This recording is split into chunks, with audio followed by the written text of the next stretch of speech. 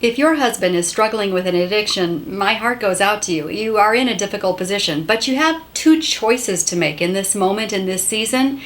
The first choice looks something like this. You start wringing your hands with despair. You start whining to your friends. You start complaining to God. You start feeling sorry for yourself. You start telling Him how disgusted you are in Him. You allow yourself to grow more bitter and resentful day by day, week after week. And pretty soon, you know what happens? You likely divorce him. Not exactly the best thing for your family.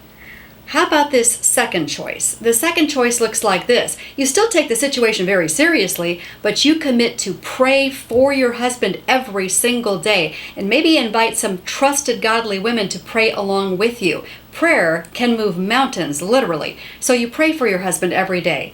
You set some boundaries. If his behavior is adversely impacting you and your kids, you set some boundaries. You establish some boundaries, and you're not afraid to impose consequences if necessary.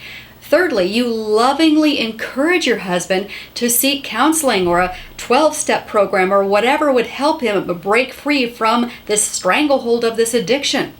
And again, you don't give up on him. You encourage him. You remind him that you are going to be with him in the battle, that you're not going to leave him, that you're going to fight this thing together. And you speak words of life to him.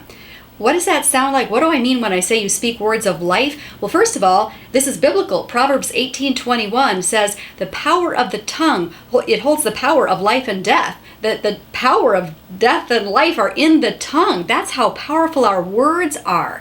So by speaking life, you say to your husband, I am with you. I am by your side. I see good qualities in you. This addiction, that does not define you. That's not who you are. God has great plans for you. In other words, you encourage your husband. You speak words of life to him instead of words of death and how disgusted you are with him. That can make the complete difference right there. Your husband knowing that you don't view him as a total failure, that you see good in him and that you're with him in the battle.